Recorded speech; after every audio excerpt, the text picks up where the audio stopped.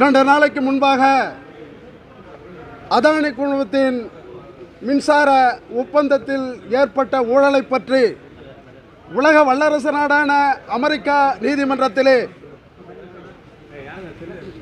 இந்தியாவில் உள்ள சில மாநிலங்கள் அந்த ஊழலில் ஈடுபட்டிருக்கிறது.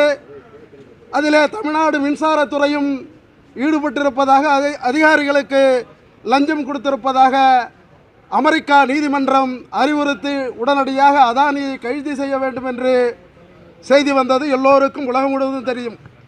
அந்த வகையிலே சமூக நீதி காவலர் மருத்துவர் ஐயா அவர்கள் தமிழக மின்சார வாரியம் அதில் ஈடுபட்டிருப்பதாக செய்தி வந்திருக்கிறது. உடனடியாக தமிழகத்தின் முதல்வர் ஸ்டாலின் அவர்கள் ஒரு நீதிபதியை நியமனம் செய்து ஊழல் அற்றவராக அதை நிரூபிக்க வேண்டும் என்று அறிக்கை விட்டிருந்தார்.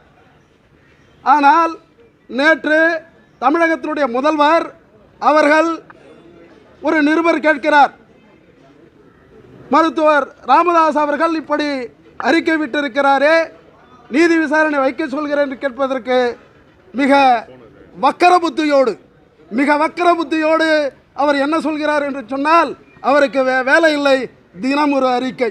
நான் கூறுகிறேன், தமிழக முதல்வரே, விழுப்புரம் பாட்டாளி மக்கள் கட்சியின் சார்பாக ஒரு கேள்வியை கேட்கிறேன். இந்த இந்திய திருநாட்டில் 6 ஒதுக்கீட்டை மருத்துவர் ஐயா வாங்கி தந்திருக்கிறார். உங்கள் ஜாதிக்கு கூட, இசைவேளாளருக்கு கூட மிகவும் பிற்பட்ட வகுப்பிலே இடஒதுக்கீடு கிடைக்கிறது என்று சொன்னால் நீங்கள் திறக்க வருகிறீர்களே, தேவையுடைய மணிமண்டபத்தை திறக்க வருகிறீர்களே, அந்த 21 பேர் துப்பாக்கி சூடால் சுட்டு கொல்லப்பட்டு இரையாக இருக்கிறார்கள். ஆனால் வன்னியர்களுக்கு தனியாக கிடைக்க வேண்டிய இடஒதுக்கீடு நீதிமன்றம் சொல்லியிருக்கிற 10.5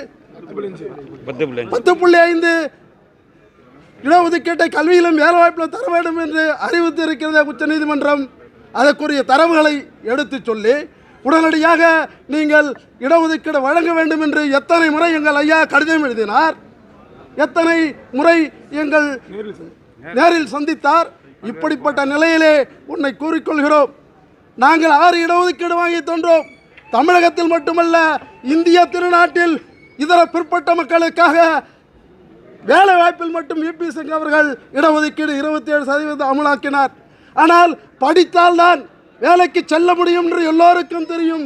அது ஐக்கிய முற்போக்கு கூட்டணி அரசிலே எங்கள் மருத்துவர் ஐயா சோனியா காந்தி தலைமையிலே நடைபெற்ற குறைந்தபட்ச செயல்திட்ட கூட்டத்தில் கோபத்தோடு லல்லு பிரசாத் யாதவையும் நிஷித்குமாரை கோபப்பட்டு வெளியேறினார்.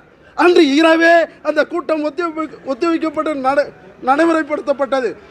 இதர பிற்பட்ட மக்களுக்கு கல்வியிலே 27% கொடுக்க வேண்டும் என்று கூறுகிற போது அந்த கூட்டத்திலே வருடத்திற்கு 3 வருடத்திற்கு பிறகு தொடர்ச்சியாக 27% இடஒதுக்கீடு தரப்படும் என்று இன்று தந்திருக்கிறோம். அதிலே இதர பிற்பட்ட வகுப்பிலே தான் இந்த தமிழகத்தின் முதல்வர் ஸ்டாலின் அவர்கள் அனுபவிக்கிறார். அந்த இடஒதுக்கீடும் எங்களுடைய மருத்துவர் ஐயா வாங்கி தந்திருக்கிறார். எப்படிப்பட்ட தலைவர்! இடஒதுக்கீடு என்றால் தந்தை பெரியாரை சொல்வீர்கள், வகுப்பாரி கொள்கை பற்றி பேசுகிறீர்கள்.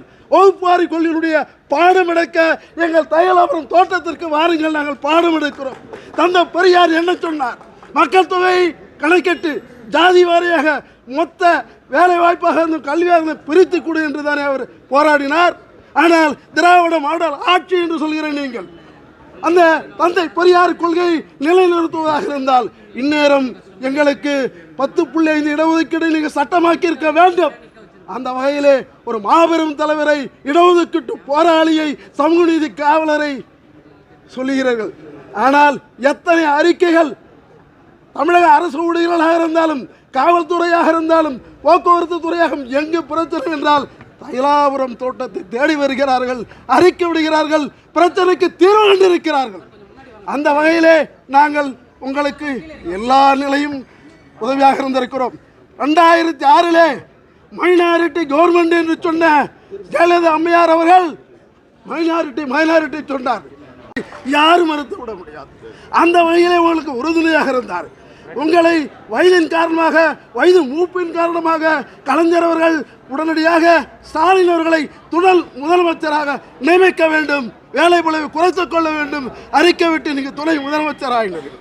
இப்படி எல்லா விதத்திலும் நாங்கள் பாடுபட்டு கொண்டிருக்கிறார் சமூகநீதி காவலர். அவரை உலகம் போற்றக்கூடிய தலைவர் என்ற பசு தாயகம் என்ற அமைப்பிலே உலக அளவிலே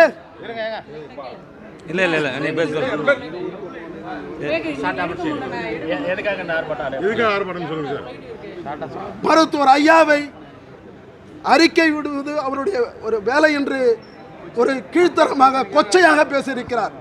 அவரை வன்மையாக தமிழக முதல்வர் ஸ்டாலின் அவர்களை இந்த விழுப்புரம் பாட்டாளி மக்கள் கட்சி கண்டிக்கிறது. உடனடியாக அவர் வருத்தமும் மன்னிப்பும் கேட்க வேண்டும். அப்படி கேட்கவில்லை என்று சொன்னால் 28, 29 தமிழகத்தின் முதல்வர் விழுப்புரம் மாவட்டத்திற்கு வந்து அந்த ஈகையருடைய மணிமண்டபத்தை திறக்க வருகிறார். கோவிந்தசாமி அவர்களுடைய மணிமண்டபத்தை திறக்க வருகிறார். அந்த வகையிலே இந்த விழுப்புரம் மாவட்டத்திலே நாங்கள் முதல்வரை நுழைய விடமாட்டோம் என்று விழுப்புரம் பாட்டாளி மக்கள் கட்சியின் சார்பாக தெரிவிக்கிறோம். அது எந்தவித போராட்டமாக இருந்தாலும் நாங்கள் செய்ய தயாராக இருக்கிறோம்.